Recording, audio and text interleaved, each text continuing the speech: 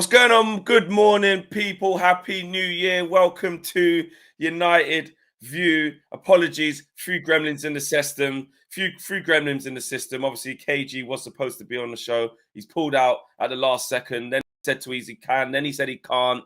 Then he said I might come. Then he said I might not be able to. Then I will. Typical KG settings. Typical KG settings. And his internet was also doing what his internet always does. So you start as you mean to go on, to be fair. At least you know we're still ourselves here at United View. But no, listen, happy New Year to everyone, man. Big up yourself. The transfer window's open. The rumour mill has started. We're going to start getting players. We're going to get linked to a lot of players. The Bravka's already gone back. That's one transaction for you.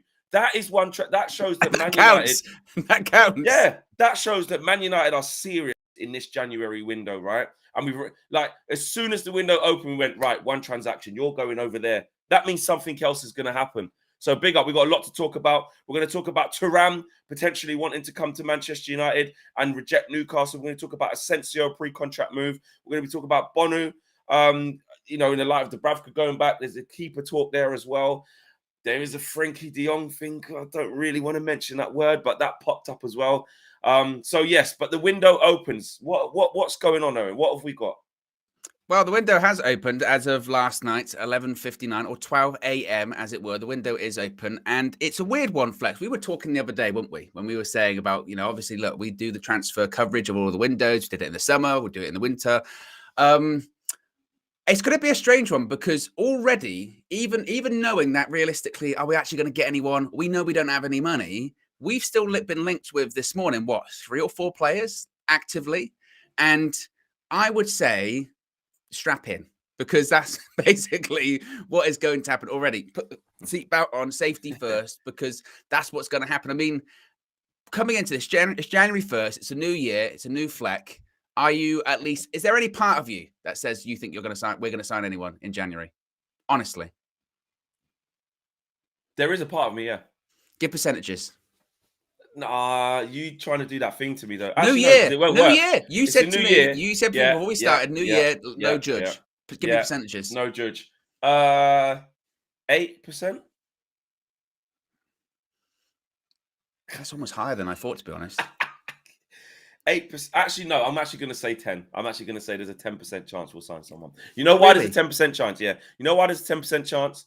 Because you can't write off like a random someone who's not even really good, might be old, just like, do you know what I mean? Like that, the way that Igalo thing happened, I just think you could never say we would never do that again. You can't. Well, and also you can't. You've also as well. I suppose. Look, there are games to play in January, and there are injuries and suspensions to possibly happen. And I was going to say 0, but then to be honest, that's very, very defeatist because stuff can and will happen. That's right? What I'm saying. In terms of extenuating circumstances, if Martial gets injured, we'll have to get a striker. We will, and they'll be forced. They don't want to. Maybe the want's not there and the money's not there. But to your point, something crazy could happen. I mean, a really bizarre free transfer or just the most emergency of emergency loans. But in terms of like the big names we're being linked to, Frankie de Jong, or even in this case, Thuram, which we're going to talk about in a second. I think what is also important to state is that it would appear, if some of the stories this morning are accurate, that United are already maybe planning towards the summer. And maybe that's what some of this sort of transfer news is going to be of, pre-contracts, or they're monitoring this person. I know it's monitoring FC, but we're monitoring this for the summer. I think that might be a thing to look for this January. But in terms of big marquee signings, no. New way, baby. No way. Like Owen says, we've got a lot to talk about. We will start with Thuram in a second. We're going to go just read out the super chats and people in the chat, all the members who have got priority chat as well. Big up to you guys. We'll get those read out as well. So Omar says, just relax, guys. We know it's KG, 100%. We just wanted to just confirm that you knew. Anthony says, KG still pissed from last night. No comment. Zayn Miasi says, you need to spend after Arsenal masterpiece. We are winning the league. They might, yeah. I think Arsenal are. Do you think Arsenal are going to win the league? Yes. Yeah. You think they are? Yep. Were you convinced? Was last night the night that you went, they're going to win the league? No, I just thought it for a while. It's just that thing of like, they just keep going, innit? Everyone thinks they're just going to not keep going, and they just keep going. I know it's not halfway through the season yet, but I just think they'll just keep going. They will. Manchester City will win the Premier League this season. Arsenal will not win the league. Well, They have to play City twice. They have to play City. I think Josh is trying to talk, but we can't. Josh It trying to just talk, sounds so like a it's horrible. Dalek or robot. So I don't think you should do that anymore. No. Yeah. I don't think you should do that. Manchester City are going to win the league this season because they have to play Arsenal twice, and that means there's a 6-point swing involved there. And I think Arsenal will win one of them. Arsenal will win one of them, and by the time they play City, it'll be bigger than 7 points. City will win both. It'll be a 6-point swing, and also Arsenal still have to play us, and we are going to go to the Emirates, and we're going to get something. Okay, we're going to get something. Oh, we're going to get something. Even if it's a point, that's a 2-point swing. That's 8 points. That's enough to turn it around. I don't even want to talk about that right now because my feelings on going to the Emirates are it's because they're personal.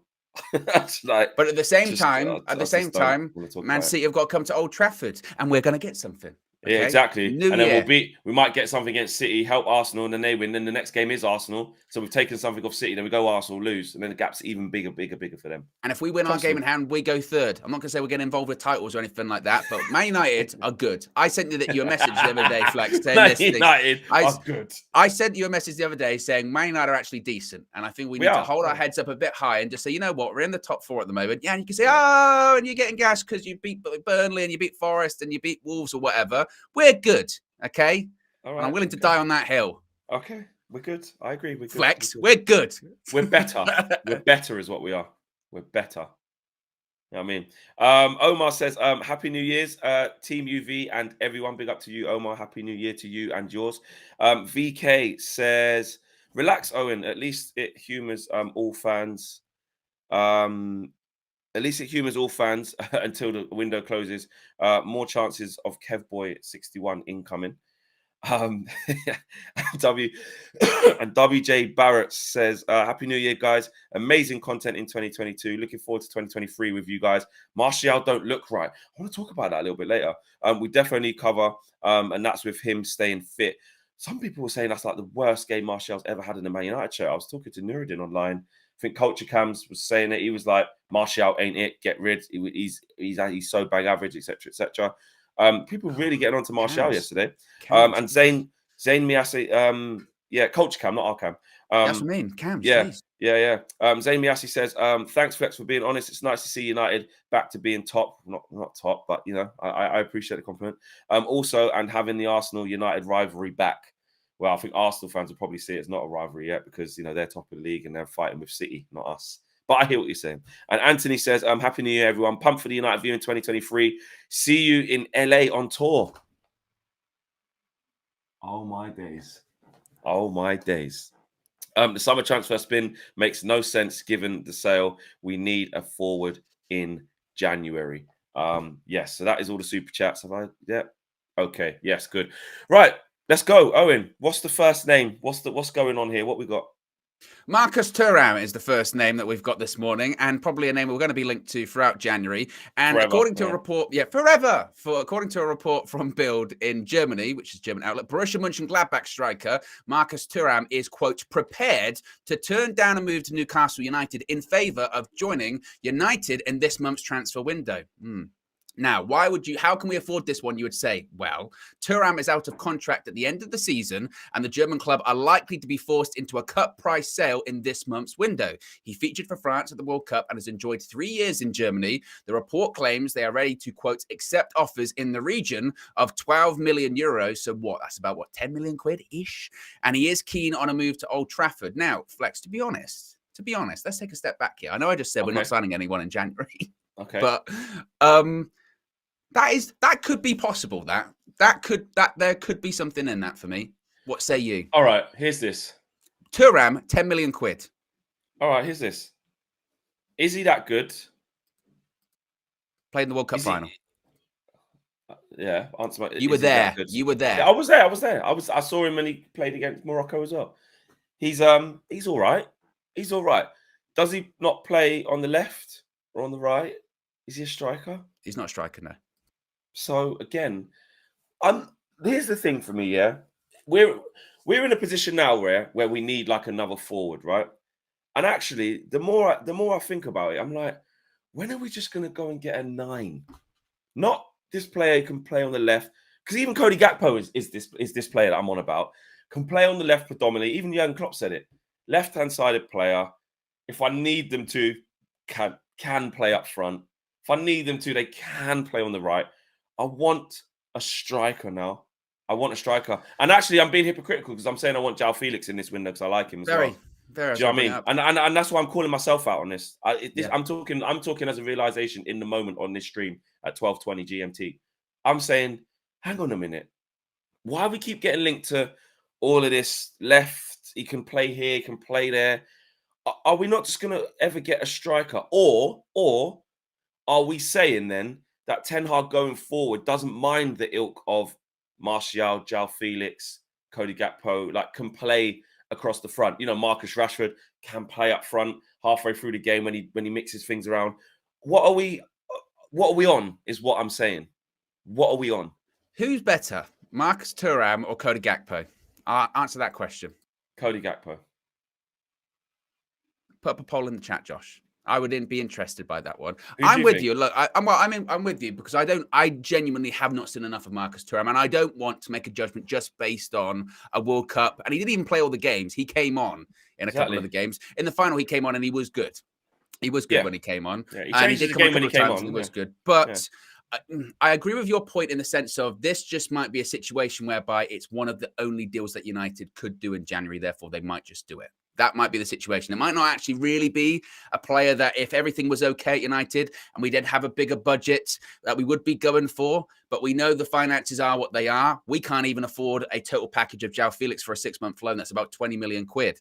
So they go, well, half that and you can get a player. Thuram still young. You're right. Not a striker.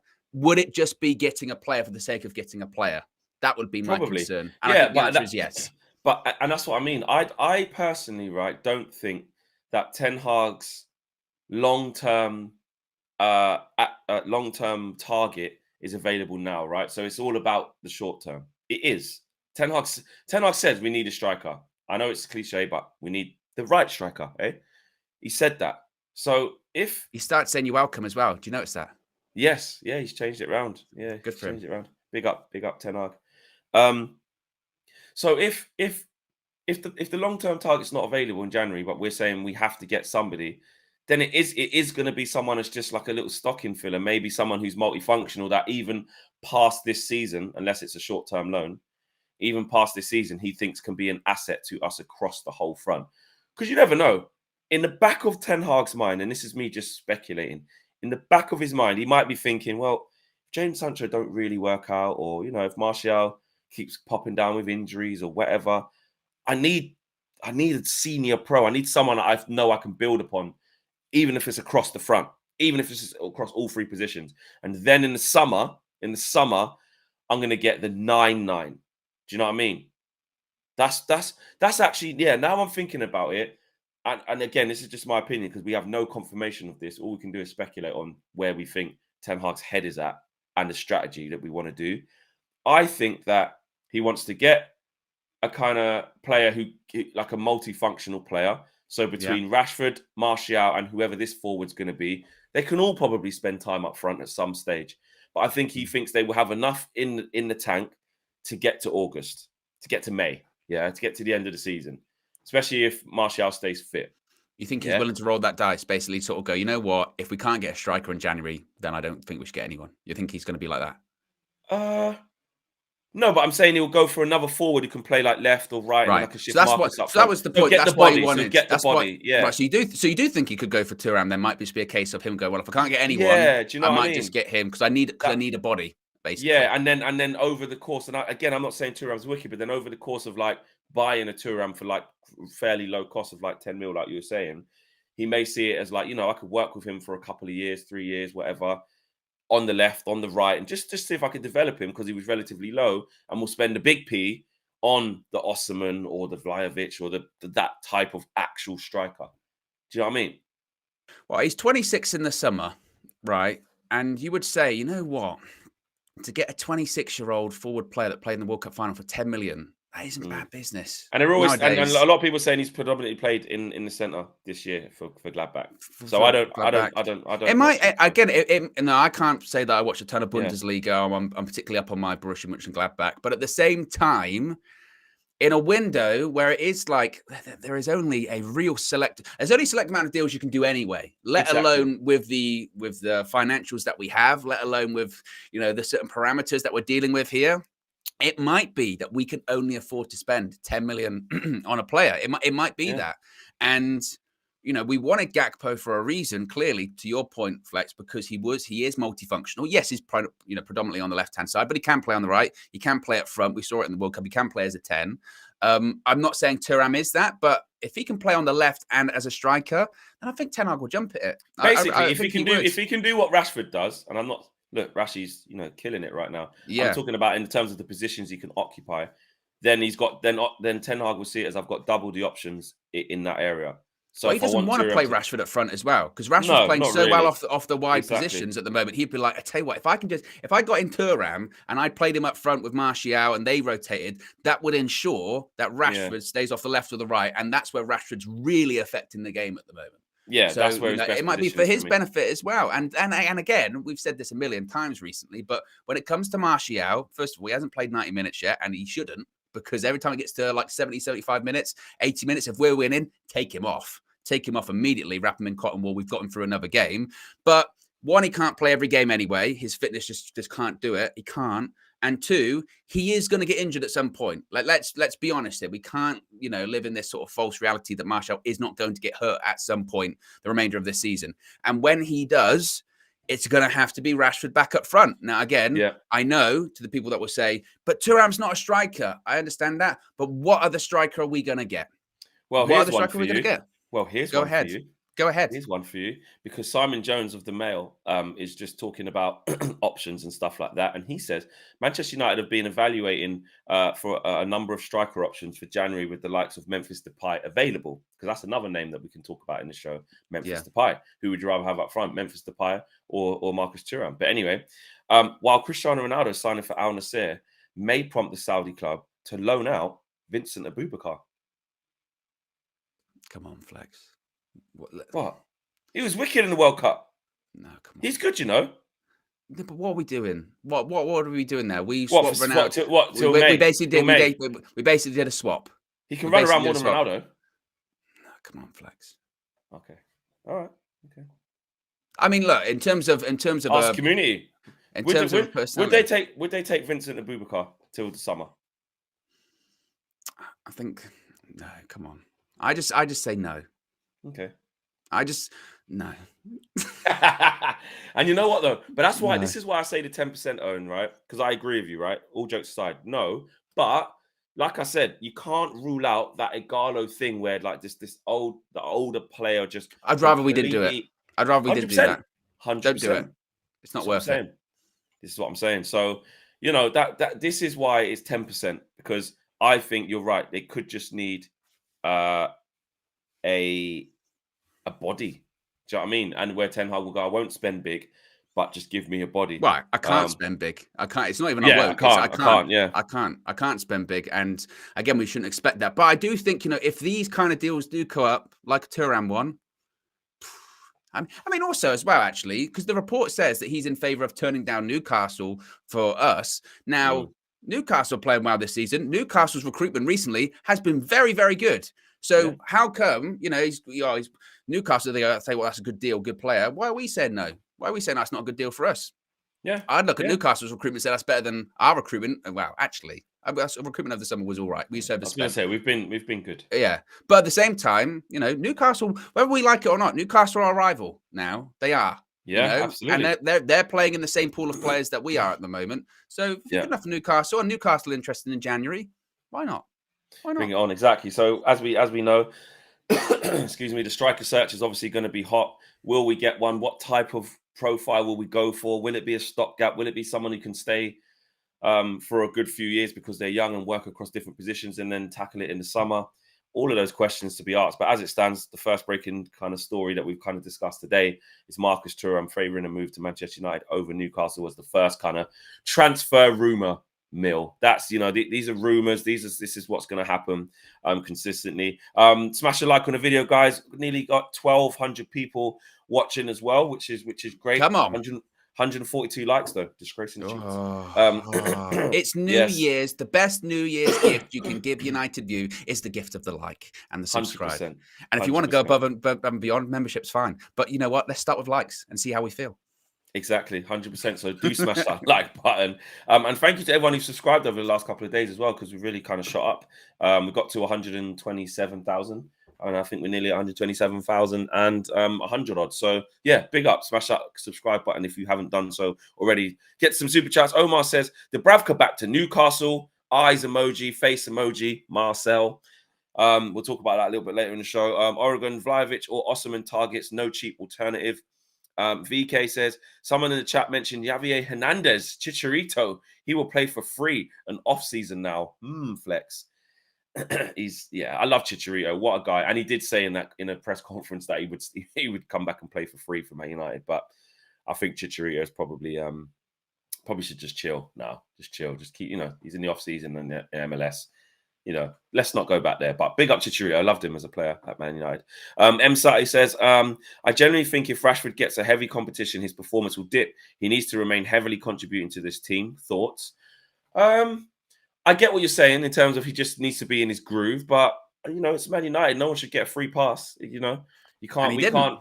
Yeah, and he didn't. Literally, yeah, exactly. And Garnacho started ahead of him yesterday. But the reason why he's been playing well is because, the reason why he's been playing all the time is because he's been playing well. If you don't play well for Eric Ten Hag, you don't play. So, I don't think we should not get people in this January window because we might go, but Rashford might get a bit upset. I think, what happens if Rashford does his hamstring?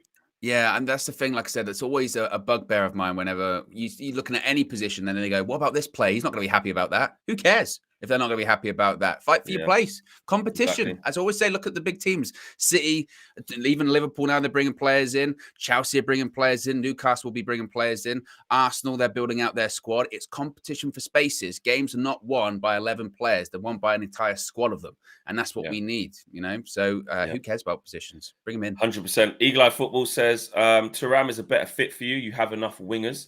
Coming from Eagle Eye Football, obviously, big Palace fan. Big up Rich. And Anthony says, Ten Hag made Haller look good. So get Thuram in January. Saying if you can make Haller look the business. Ten Hag is making Wan-Bissaka look good. Okay? Exactly. Inverted AWB. Anything's possible, guys. It's a new year. I'm feeling positive this morning. Eric Ten Hag is a genius.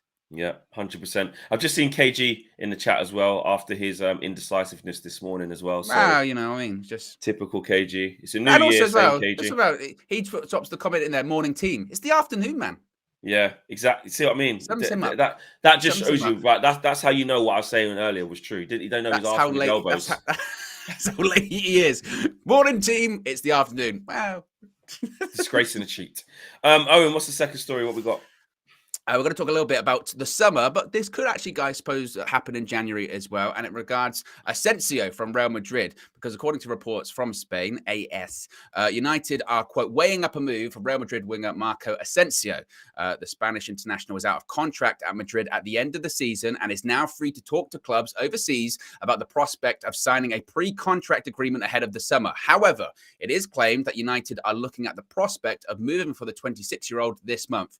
And this is a bit of a recurring theme, is it not, Flex? Basically, the deals we could do in January are heavily reduced. I mean, forget the Boxing Day or New Year's sales. These are the transfer sales that are going on right now. It is, have they got 6 months left on their contract? Okay, let's either agree a pre-contract or let's get in for, pennies on the dollar, essentially right now. That's what we're looking at. And what do you say about Asensio? Because that could, in the same way that I asked you, could you see Thuram happening in January? Asensio, could you see that one happening in January? Again, he's in that 10% in it. He's in that 10% of stuff that you just think, oh, really? I didn't know that was going to happen, but okay. Wouldn't put it past Man United, but I don't think Asensio. We're looking for a type, aren't we, though? Clearly, we're looking for a type. I think Asensio's in that, like, I always group him with Isco because when they were kind of doing really well at Real Madrid at one point, those two were like top players. Do you know what I mean? They were like on the ascendancy, really, really strong. And they both just kind of dwindled out around in the same time, is my understanding of it. Like, I used to really rate Isco. I used to really rate Asensio. I used to look at those players and think, really technical players. Wow, like, that's Real Madrid, creme de la creme. You know what I mean? Galactico kind of standard. and then they just kind of fell off, didn't they? They just fell off on their national team as well, and just from everything. And I know Asensio actually was in the squad. Actually, I saw him. I think he played, didn't he? A couple of games for Spain, He but did. yeah. And I remember And he thinking, can and play up front. He can yeah, play. he can, but He can play as a striker as well. yeah, but he's like a left-sided player, a 10, someone who drifts in between the lines. You know, even when I was watching him, I think it was against Morocco actually, and I actually went to Jason. That's okay. Oh God, that's Asensio. Like, what happened to him? Like, do you know what I mean? So, He's one of those nah, players, though. He's been around a while, but he's yeah, 27 in January, so it's not as if like he's completely over the hill. could It just would, need a yeah yeah, a different challenge. environment. It'd be interesting to hear, wouldn't it? You know, from maybe a Varane or a Casemiro. Do you think Ten Hag would sort of ask them? What do you reckon of Asensio? And you know what? I think obviously, I think those guys would speak highly of him, especially when Varane Mm. was there. Well, actually, when both of them were there Yeah, in parts of their long tenures at Real Madrid. Like I said, Isco and Asensio were the guys. They were like left and right wing, or if not, one was in the 10. They used to ball yeah. out. So there's definitely ability there in Asensio, 100%. Um, if we did get him, it would be like well, he hasn't been at it for years. Could he resurrect his career at Man United? Mm. You know, because But he we've is got Eric Ten talented. Hag. But we've got Eric Ten Yes. Hag. So if we did get him, it would feel a little bit odd. It would feel a little bit odd. But if you're talking about a body like we're saying that can play on the left, play on the right, in the 10 a Yeah. little bit up front, you could say, oh, you know what? All right, well, we'll see how that goes then. If it was like a short-term loan, like, do you know what I mean? Or It wouldn't be we a bought short-term him. loan, though, would Oh it? yeah, Because because he can. he's out Yeah, of contract in the summer. well, so that means we can only get him for free in the summer, or we can try and buy him now for hardly any money Exactly. because he's in the For last 6 months. So yeah. say they said 10 million for Asensio. Okay, then here's the question, and this is another Go on, poll that can go in the chat, Josh. go on. Is that who would you rather get, Asensio or Thuram? Let's assume they're the same Mm. price. Let's assume they're the same price, Oh, 10 that's a good million quid. question. 10 million quid, Asensio or Thuram? You know what? I'd probably want Asensio because I think he plays Bit more more up caliber. front. We can, well, he's played up front, not obviously all the time. Look, Real Madrid strikers, Benzema, Ronaldo. Let's not go crazy, but he can play up front, and he has played to a higher standard. Or should we be looking at a guy that did play in the World Cup? Younger, more Poll in the chat. direct, makes runs in behind probably a bit more. But if you're talking about pedigree or somebody that you can look at and say, well, I know, excuse me, You're I even know, choking up on your words because you're not sure. Your body's telling you, I don't know, Flex. I don't know if I should say this. yeah. Go ahead. No, if you're looking at a player where you're going, I know that he has played to a certain caliber of level. Do you know what I'm saying? Like what you said, I know there's something in there. You'd probably go Asensio. But you could argue that it's a bigger gamble because he's been off it for so long. But then you could say having a player from Mönchengladbach sometimes plays up front. So they're both gambles, isn't it? They're both relatively low cost gambles. So I would probably go with Asensio though, just because of the name brand. What's interesting, because in the chat, we've already had 100 votes, and Asensio's on 38%, Thuram on 61, although it is kind of moving a little bit. But Thuram's the one that's favoured. Do you think that's a recency thing? A recency bias, maybe because of the World Cup? It could be. It could be. Look, Starlord members chat there says Asensio is dusted. There is a reason he don't play at Madrid. VK says Thuram simply his strength through the centre. Asensio only because he's here. Says Zohab. And AWK Wrestling Clip says much now we ain't got the money for Mitrovic. Oh, they're talking about Tony and Mitrovic. And Ed says Asensio is about name. Thuram matches the profile that we need. Fair It's point. interesting. Yeah, it's Thuram interesting. would run in behind, young. Do you know what I mean? Dynamic, it's pacey. a player that it's I think kind I of would want him more. they're sort of mirror images of each other, aren't they? Because you've got Thuram, who seemingly he wants to move from a club like Mönchengladbach to a bigger club, like Man United or like Newcastle. And it does feel like, whilst the age difference is only, a couple of years, it feels like Thuram is on the ascendancy and wants to prove himself more, has more to prove, whereas Asensio is maybe a player that, while still being young, could be perceived as being on the decline, could be perceived as found his level. And let's face it, he's won everything. He's been at Real Madrid and he's won everything during that time. So does he have the drive of a Casemiro who is, I've won everything, now I want to go to another country and I want to prove myself? Or is it a case of, I'm not playing anymore at Real Madrid, my contract's running out, I'm going to go somewhere else? Because I think in the summer, he might have been linked to a move. I think it was to Italy somewhere. It might have been like Napoli or it might have been Roma or something like that. And you could almost see him going there and not really doing too much. You know what I mean? And maybe it is the chat, and maybe the chat's right with that one actually. Thuram, just because maybe there's a bit more there's a bit more hunger there. There's a bit more. He's got more to prove, and he wants it more. You could question how much Asensio wants it at United, perhaps. Yeah, it's true. And like I say, he can play everywhere. He can play on the left wing, he can play on the right wing. I'm just looking up his stats. He's won three Champions Leagues. Do you know what I mean? 3 Champions Leagues. What's that? 3 leagues as well. 3 cups. He's but obviously, look, Real Madrid. If you've been in that Real Madrid squad in the last 10 years, you've picked up by a lot proxy. Of even if you wasn't the main guy, or whether you was or you wasn't, you've picked up a lot. So I don't know. I feel like he could be one to look at, but I think the community's right. If you're looking at the style of play that we need and the profile that we want to be getting, then you would probably go Thuram. Smash a like on the video, guys. Subscribe to the channel if you are new. We are at nearly 1,300 people watching live now, which is wicked. 260 likes. Come on, we want to get to 500. Can we hit that like button, please, guys, if you can? And like Ten Hag, we need to establish standards. That's what we need to do. Non-negotiables. Reagan says, thank you for the super chat. Says we need a strong centre forward that can link and score headers. Very precise there, and score headers. I think that's in relation to the Martial thing yesterday. Missed that header. MUFC now, thank you for the contribution. Says Mitrovic is the type of player we need. That type. So, target man, strong, good in the air, and like you said, can link the play. Descendant of the first crackhead says, also been a member for 6 months as well, VUV channel. Says, happy new year, gang. Wishing the channel mad success this year. Tony is similar to Thuram and is probably better. Yeah, the only thing about Ivan Toney is though that Brentford are never going to let him go. Obviously, he's injured now as well. Obviously, he's got a situation going on off the field as well, which you don't know how that's going to pan out.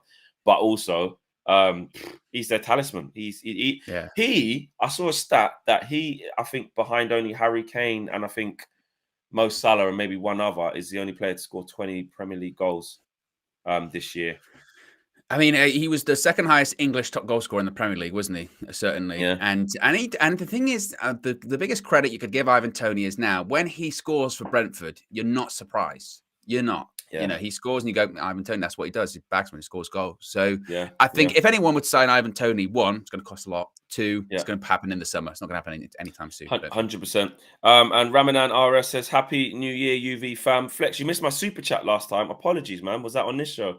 Apologies, Ramanan. Sometimes they come flying and we always do our best to make sure that every super chat is read. So I do apologize for that, bro. When Sancho is back, do we play Anthony as backup centre forward with Rashford and Sancho on the wing?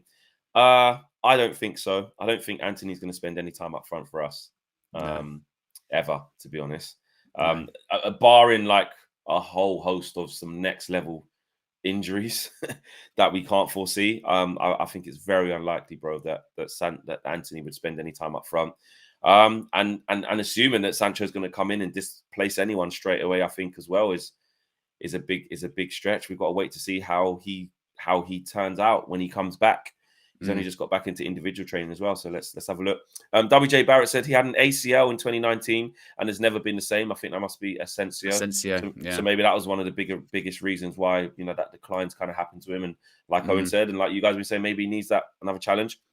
And M. Sarti says, you still think we should let Wan-Bissaka go in the summer? Do you know what?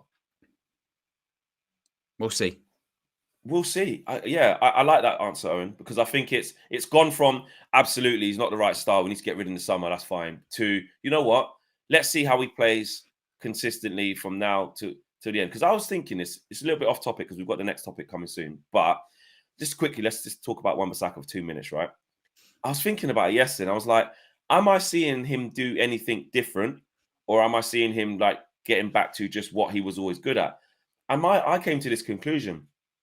I'm seeing him. I think I'm seeing him carry out Ten Hag's instructions quite well.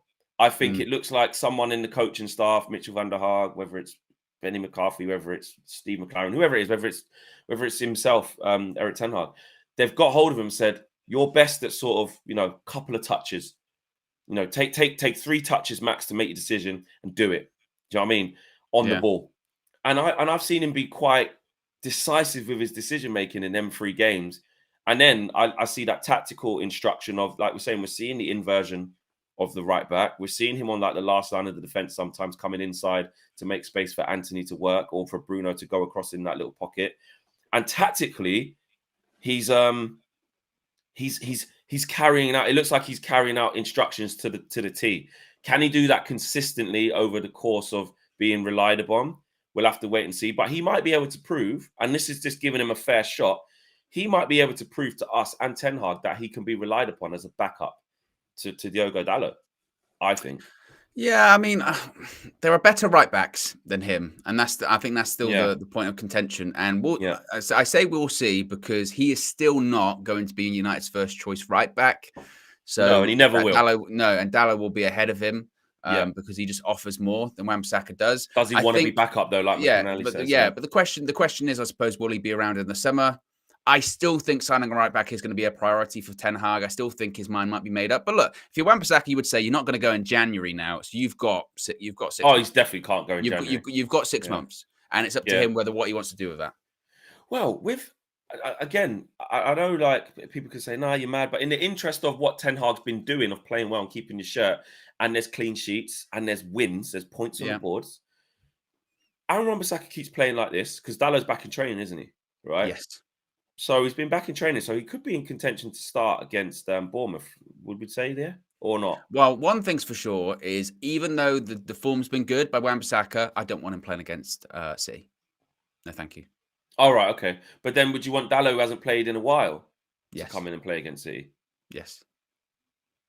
Okay. Better defense. I think that shows you where Wan-Bissaka still is, even after a few impressive performances. Do you want him to be playing against City or Arsenal? Who would you rather have? Yeah, you'd want Dalot. But Wan-Bissaka could do you a job, though. He's proved that. He could do a job. If he had to start, I'll be honest, with how he's playing tactically, if he keeps doing that up until that game, that's in like, because there's an FA Cup game, there's a game against Charlton as well in between that. And then there's Bournemouth as well. So 3 games, I think, till we play City, innit? Yeah. If he played all of them or whatever, and like he proved that, and we got clean sheets in all of them. Do you know what I mean? Like he was really got momentum. I'll be honest with you, Owen. I'll be deadly honest, because it's all about in the moment. It's easy to say like, in the next 5 years he can't control the ball how he wants to and all that. In the moment, if you stuck him in against City, I don't think Aaron Wan-Bissaka would do a shit job. I don't.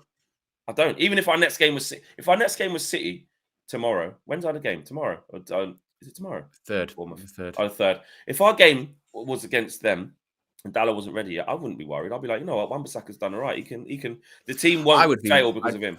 I'd be concerned. I would be concerned, because it's a much bigger test, much bigger. Again, I understand that it was Burnley, it was Forest, it was Wolves. Like, the tests get progressively harder. That's going from here to here. And I understand it's not to say like, oh, we've never won a match around Wan-Bissaka, because we have beaten City with Wan-Bissaka playing. But at the same time, you asking about the summer, I want the competition for my every position, but the fullbacks as well, to be like here and here. I want them to be close in terms of ability. It still is Wan-Bissaka as the backup to Dalot. Yeah, 100%. And ideally, really, what we're thinking is we want another right back to come in who may even be better than Dalot. Maybe Dalot is good. Maybe Dalot can become the new Wan-Bissaka, where he's got to earn his spot off of, I don't know, Hakimi, or I know I'm going crazy. Who knows? Do you know what I mean? Yeah. So there you go. Nearly 1,500 people watching. Smash the like on the video. Subscribe to the channel if you are new. Thank you for the super chat there, M Sati, about Aaron Wan-Bissaka. Good little talking point there.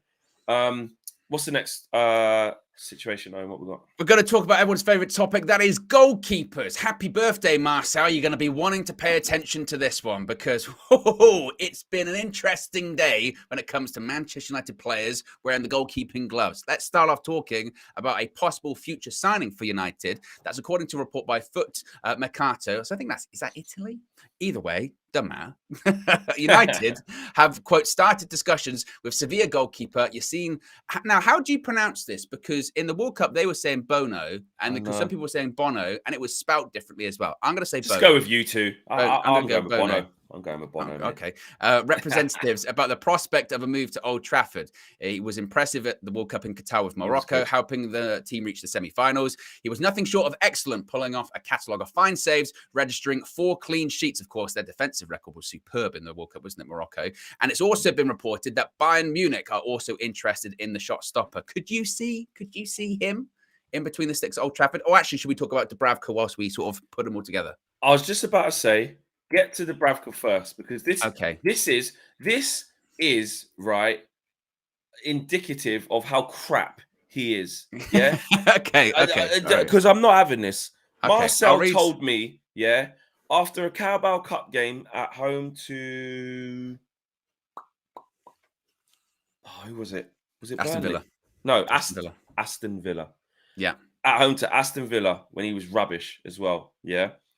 Marcel came out of there, and I said, "You see your mate Dubravka?" He went, "Oh yeah, at the end, he could be world class, Flex. At the end of the day, Flex, he's going to be what we need going forward. It can't be David De Gea." Then he played against Burnley, and he flipping the ball nearly went under his foot and went in. Just crap. Man United have gone. I tell you what, send him back. I tell you what, Newcastle, have him back if you want. He ain't good. And now what should have happened all along is going to happen, where Tom Heaton, who's a way better keeper than Dubravka, will be playing, should be our number 2. And obviously promote a youth from the youth team to get into third choice or something like that. And we'll see. Yes. Honestly, Dubravka was the shittest loan sign. He's going to go down as one of the shittest signings ever. Well, this is the statement that United have released today. It says that Martin Dubravka has been recalled from a season-long loan to Manchester United by his parent club, Newcastle. They go on to talk about he's made 2 appearances, which are both in the Carabao Cup. They also then talk about, basically, it's very difficult to release a statement on a player that's played twice. So they pad it out a lot. They pad it out a lot. And then they end up with, we would like to thank Martin for his contribution during his time with our club, and we wish him all the best for the future. And to your point, what it really means here is that, look, he played a couple of games. He ain't good. That's exactly. He ain't good. In any capacity. And this is what I was saying in the summer. I said that a couple of weeks ago as well. Those people that were like, oh, but, it was Ten Hag wanted him because he's got this great distribution. No, he doesn't. Oh, he doesn't. And and again, when Marcel, and I'm sure you are watching this, happy birthday, this is where you lose people with this sort of anti-De Gea stuff. Because when you start saying, "Oh, just get anyone in," they got someone else in, and he wasn't good. It has to be the right person. Actually, that's literally the point you're saying. Yeah. You can't just go down the thing of, "I don't care who it is as long as it's not De Gea," because that's what happens. You get shit like that. And also, in world football, there isn't this massive plethora that are way better than David De Gea. If you want to say, David, like Raya, if you want to say Unai Simon, and if you want to start, Diogo Costa, if you want to do that thing and say that they could be, all right, cool. They play at a level, they're number 1s at their clubs, cool. Don't tell me some idiot Dubravka thing where Newcastle, like, we got Pope, mate, we don't want him. Yeah. Come Man United and play in Carabao Cup, you're telling me get rid of De Gea for this guy. I'm not having that. No. Awful. And you know what? And we speak about distribution and all this stuff and all these things. It just goes to show you, innit? Just got to be fundamentally good first. Just do all the basics first. And then that leads us into Bono, right? He's good, man. I was really impressed with him. Obviously, I did pretty much all the Morocco games, actually, apart from one in the group stage. I was with them the whole way through. So I've watched their journey. I was watching the way they play. But more importantly, when the individual players were standing out, I had my eye on them just as individuals. So I did that with Amrabat, and I did that with Boufal. I did that with Bono, and Onahi as well. He's really good. But on Bono, I actually did note, and I'm being deadly serious. I think it was the game against. Was it the game against Belgium, or was it the game against? Well, he had one where he actually was. He was in the. He was in the starting lineup, and he sung the national anthem. Then he was ill, and he didn't play it. Do you remember? Yeah. And he came out. He did. There was like 1 or 2 moments where like he had a couple of dodgy moments, but other than that, there was times where Morocco were playing out of the back. And I remember saying to Jason, I was like, these lot play out the back quite well, like as an actual unit. But the keeper, he was kind of spraying it left under a bit of pressure. There was a couple of times he was like on his left foot, The player nearly got there, and he just like slid it to the left back, quite composed. And then his shot stopping, I was like, actually, no, he's good. Actually, he's actually good. I like him, man. I like him, and he's good in the penalty shootout as well. So, but is he a replacement for David De Gea? That's the question. Would you be comfortable again? And this is what it's so difficult after World Cup. To say he's better than it's David, so difficult. Well, not even say he's better, but being comfortable to replace him. If United do decide to go in that different direction, if they do decide, look. And I think they could come to terms with De Gea on a contract for reduced terms. I really do. I don't think it's going to be like a case of De Gea being so mortified that he's asked to take less. But I think it's going to be more a decision of, do United, do Ten Hag want to go in a different direction? If they went in that different direction, would you be comfortable knowing that it's Bono? Right, here's my thing. So I've just checked here, right? So Bono is 31. Yeah. At Sevilla. He's 31. Well, we're linked with all of these sort of post 30 keepers, isn't we? Do you know what I mean? So it's not. So here's my thing on it. So I'm not saying I'm ageist, right? But David De Gea is 31/32, isn't he? I think we saw that yesterday. Yeah. And Bono's 31 going on 32, yeah? So what my thing is that who's better now at their age? Like, because none of them are going to get better. I feel like they are, because goalies can go a long time as well. Whatever their skill set is now, I think is what their skill set is going to be. Barring like, start 15 yards higher up and little things like that. But the fundamentals of, we need this playing out from the back, amazing, this, that, and the other. I don't think Bono would level us up to what people want to get, because it seems like everybody's saying, because David De Gea is not Edison and Alisson, that obviously we're never going to be anything. Well, then Bono isn't either then, I would say. Yeah. Do you know what I'm saying? No, I agree. He's good. So yeah, I wouldn't say that. I think what we're gonna need when we do get a keeper is like a David De Gea the first time round 10 years ago. Do you know what I mean? A young up and coming keeper where they're gonna need time to bed in, but they can be our keeper for the next 10 years in a different type of mold, in a different type of style. Not the style of what we've got now, which is David De Gea.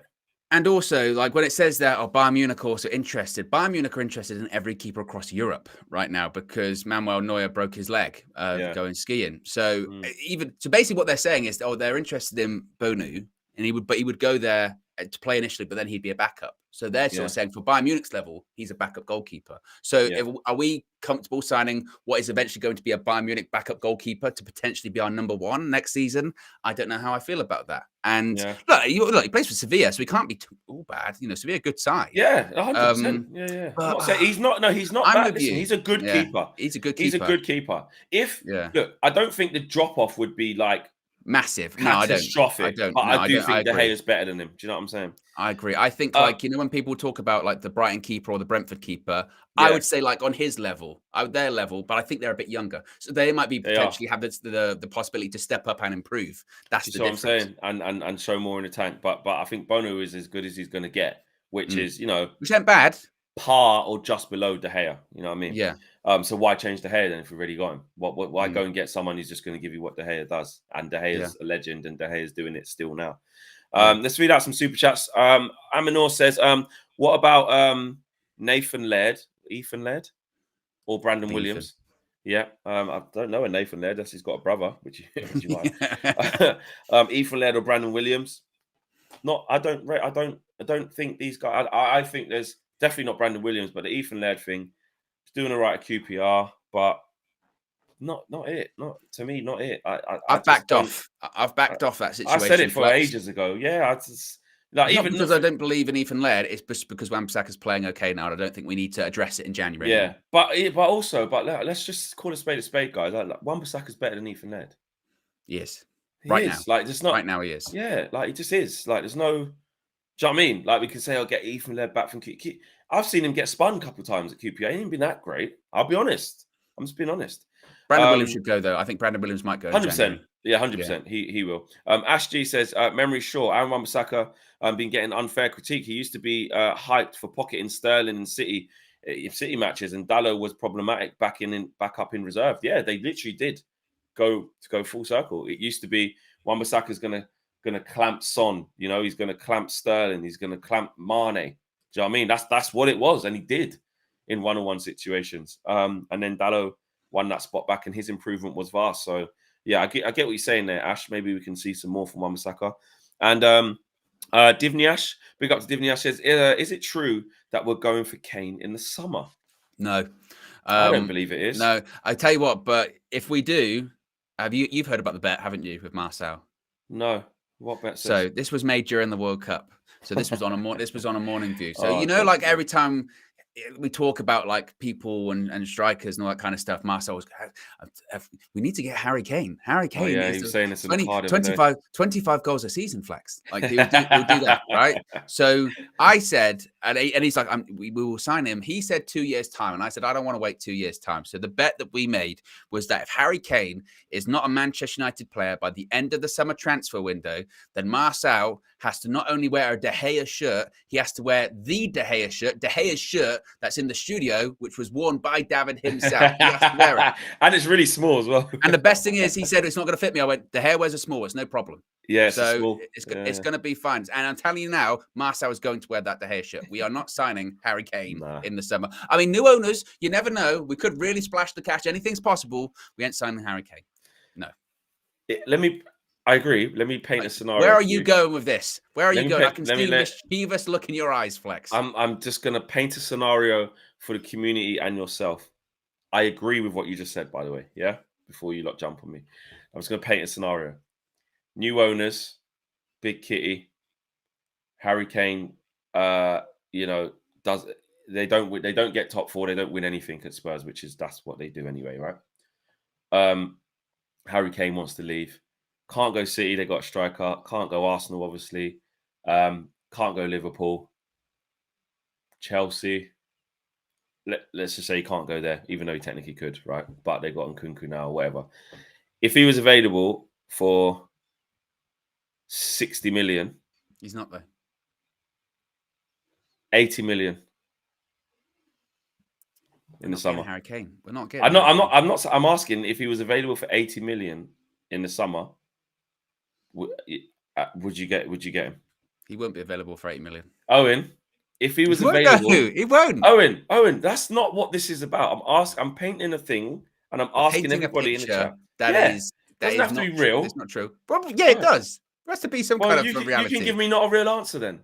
I said if. Oh, okay, yeah. Okay. I'll give you a not real answer. Yeah, let's sign Harry Kane because in this reality we've got an infinite amount of money. And we'll have 80 million. We have 60 to 80 million to spend on a striker in the summer. If you could get Harry Kane, if it was feasible to get him, you'd be crazy not to, right? Because you know what he does. He scores goals, right? He scores goals. But that is so far removed from reality at this point because even if Spurs didn't get in the top four, he's still loyal to Spurs. I know he was going to go to City. That's off the table. He is loyal to Spurs. If he don't win nothing and Conte walks out of the club as well, I think Harry Kane actually for once would be in a position where he's going, do you know what? I can't do this anymore. I can't. That's it now. Why would he go to us? Why would he go to us? I'm not saying he should. I'm just asking the question. Why would he go to us? I'm asking you a question back. Why is he going? Okay. Why would he go to us? Well, because of I think the reason why he would potentially go to Man United if Man United was to do something like bid for him in the summer would be because of actually lack of suitors. Like I said, where would Harry Kane go if he left Spurs? Bayern Munich. Harry Kane ain't going Germany and learning German. Bayern Munich. Why goes Real Madrid? What if he goes Real Madrid? So he's good enough to go. So he's good enough to replace Benzema, but he can't come Man United. Then I didn't. No, that means Harry Kane's wicked. I didn't say he's not good enough to come to United. United. So why can't we have him then? I said, why would he come to us? Why would he come to us? So it's not the fact that he's 30 or all this. You just think we're not good enough to have him then because we're not ambitious enough. Is that what you're saying? No, you're putting words in my mouth. So what are you saying? So why would he come to us? I'm saying, how old is Harry Kane? What? By that point, he'd be what? 30. Yeah, he'd be 30. So at this point in his career, it's basically wherever I go next, I have to win trophies, and I have to win a lot of them because I've got to make up for lost time because I've been a Spurs player my whole career, and they don't win F all, right? So where I go has to be guaranteed trophies. That's why he wanted to go to City. So we're not good enough to get him. Go to City, you win the Premier League, and if you go to United, there's no guarantee we're winning the league.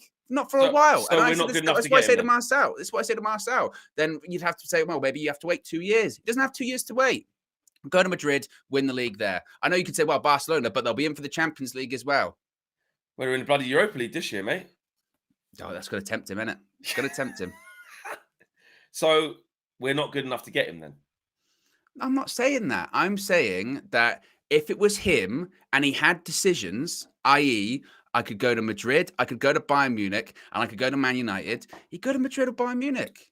He'd win trophies there. And it's not to say he wouldn't if he went to United, because I think any team with Harry Kane in has an opportunity to win trophies because he scores goals. And if he went into our team, he'd massively improve it. And to be honest, if we signed Harry Kane, you'd say, right, United, you need to compete for the title. You would say that. But at the same time, you have to convince him to sign on the dotted line first. And I just don't see why he would do that at this stage in his career.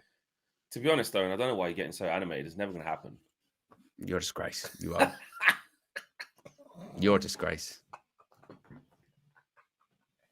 I don't know why you're reeling off all of them. It's just a hypothetical, mate. It's never going to happen. People say I'm the most mischievous one here. Flex is the real puppet master. He's the one pushing the buttons, playing devil's advocate. Actually, I'll turn it on you. All of those questions back at you. No, that's not how this works, my friend. Yes, it is. I'm asking you a question. I'm asking you a question. We've got to get we actually do need to get through people's super chats. And look at him. Look at him. Look at this. And also, if you've been antagonized, you can't just use the same set of things and throw it right. But that's not how it works. There has to be you can't. There has to be a separate occasion. I can say, what do you think? I don't think that will happen, Owen. I said that. Huh? That's what I said. But you went, no, but I'm asking you the question. I'm asking you the question. So all right, so I'll give you an answer. So if hypothetically that was to happen, which I don't think it will, I think it'd be a great suit for Manchester United. We need a goal scorer. He's a great goal scorer. And I think we'll have him. Yeah. For 80 million, I'd buy him, yeah. But would Harry Kane sign for us? I think he would, yeah. I think you're crazy. I think he likes to stay in England. I think he's proved as a comfort player his whole career. Stay in England with his family. I can't see Harry Kane going abroad. I really can't. I don't think he's that type of player. And you're right, he should go there for trophies and stuff like that. But if he had a chance to stay in England and say go to Chelsea, which I know Chelsea are a bit different because they do compete, but they haven't competed for the league for a little bit. But he wouldn't go Chelsea. He wouldn't go there because of the Spurs thing. The Spurs thing. There you go. So that's what I'm saying. He's got a whole lack of suitors. So if Man United came in, big wages, main man, number 9, I think Harry Kane would just. Well, here's the choice. If it was a choice between Spurs and United, I'll stay at Spurs like for the rest of my career now, because the next move is going to be wherever he goes, that would be his last club probably. Would you think he'd be, if it was a choice between stay at Spurs for the rest of his career or go to United, where do you think he'd go? I think he'd stay at Spurs. Yeah, he's a safe player. He'd stay at Spurs. He might do that, yeah. It depends how much Man United wanted him as well, isn't it? If Man United really came in strong, because his price, because they were trying to get they priced him out, didn't they, 2 years ago? So what was that? I think it was like 100 million. I think it was like 100 million, and then City went, we'll give you 100 million. Then Spurs went 130 or 120, and they went, okay, we'll give. Then they went, okay, we'll give you it, and they went, we don't want to sell him. Yeah, and how long has he got left? Because didn't he sign like a 6-year deal? Has he got like 3 years left now? I think it's 3. I still think it's a while. I feel like it's a while. I think his price would his price have gone down now? He's a little bit older. Would he be available for 80? Or would it still be 100? I think they'd still say, because again, it's almost like the Grealish situation, which I know is a release clause, but he is worth to Spurs. He is worth more than 100 million. Because if they don't have him, they don't get anywhere near top 4. They just his deal ends 2025, so he's got 2 years left. I still think they'd want like at least 100 million. I really do. Well, we don't really need to talk about this that long. It's a complete hypothetical. Big up to Divnash for starting that debate. And the super fan has just joined the UV Members Club as well. So big up to you, latest member of the UV Members Club. There's a lot of UV Raws coming out. A lot of fun, a lot of good behind the scenes stuff, a lot of craziness from Marcel. And he keeps saying, Flex, when is that UV Raw going out with me? I need people to see what I've said about David De Gea. I've heard this. So you know what I mean. There you go. Wicked show, man. But you still got a load of super chats you missed, by the way. Oh, Flex is. Oh, here you go, Lil Yo. Flex is flexigating. That's a new word. Flex is flexigating. VK says, unlike CR37, top clubs will want David De Gea on a free. Oh yeah, 100%. Yeah, definitely. Yeah. No, Watulia. Apologies if I haven't said your name correctly, but big up to you and Happy New Year. I wouldn't take Harry Kane for 50 million. It's short-term thinking. I'd rather take Mbappe at 150 million. It's an interesting one. I don't even know if we have time to debate that. I wouldn't take Harry Kane for 50 million, but go and spend 150 million on Mbappe. It's an interesting one. That's an interesting one. Lil Yo-Yo says, was Van der Gaal or Taibbi better than Dubravka? Oh, that's a big question. Van der Haal's better than Dubravka. I was just about to say Van der Gaal is. Taibbi is not. No. Taibbi is not. Because at least Dubravka was number 1 at Newcastle, and he was all right when he first went there. And I think, there you go. And Divniesh comes back with another super chat saying, I think Kane has a history of signing bad deals for himself, so a United move doesn't look that unlikely. Because he doesn't get burnt again with another long-term deal at Spurs. Would he change his mind? There you go.